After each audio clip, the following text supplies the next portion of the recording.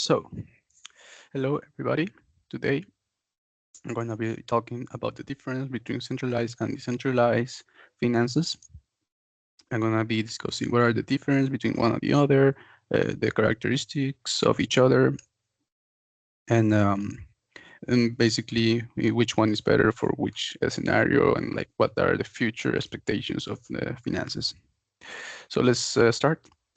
So understanding the landscape. Well, first, like a quick introduction, like as always, centralized finances basically are like what we have nowadays, that what's standardized nowadays. So the money that's on the banks, that you put on the banks, like the dollars, the euros, all this is centralized finances. There's the bank, who is like the central authority, right? Like the bank or the government, and they are the ones like managing our money, and we have to trust these organizations with it. Then you have the decentralized finances, which is like the Bitcoin, like the Ethereum, like the basically the blockchain. These finances where you don't have this central authority that have powers over everything. So let's first start with the centralized finances.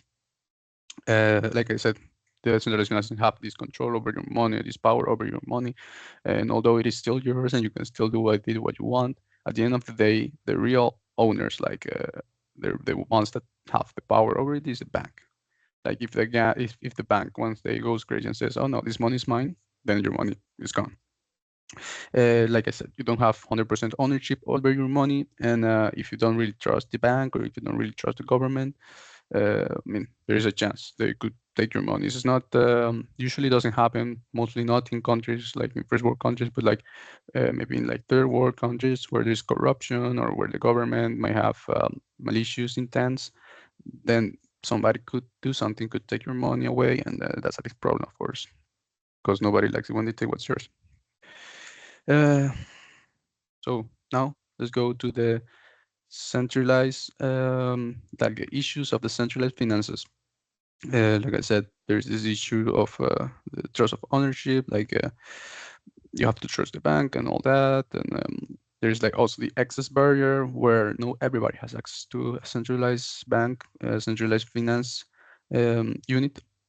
Let's say people that live in Africa, that live in very remote areas, access to a bank might be really tricky, or the bank might not accept all type of clients. Some banks reject like poorer clients or clients that don't meet certain requirements. So these are like this is a very important drawback from the centralized finances. So now let's discuss the decentralized finances. So the decentralized finances solve many of these issues. Now you don't have this central authority. Everything is in a blockchain, so nobody has power over your money. It's only you. Everybody's welcome. There is no requirements or no criteria you have to meet to own decentralized currency.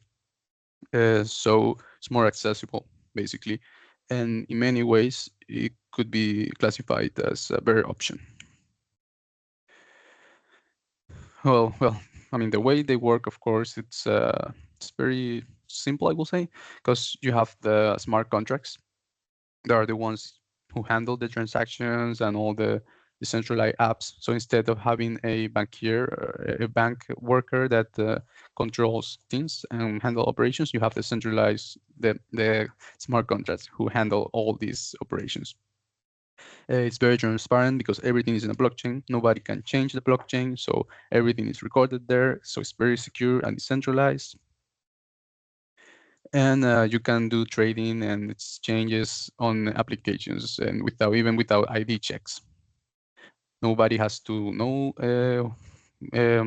your passport number or your social security number. No, you don't need to do that. You just you just add your wallet and do your transaction, and that's it.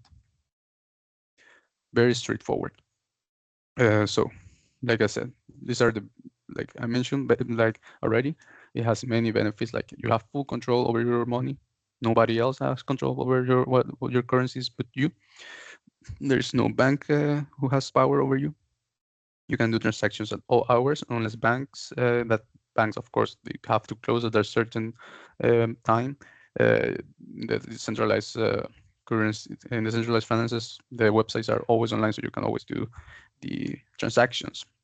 The transaction fees are also reduced since there is no an actual worker doing the transaction. It's just smart contracts. You usually have to pay way less for transaction fees, and it's very innovative, of course. They offer many financial options and many financial possibilities that regular finances don't.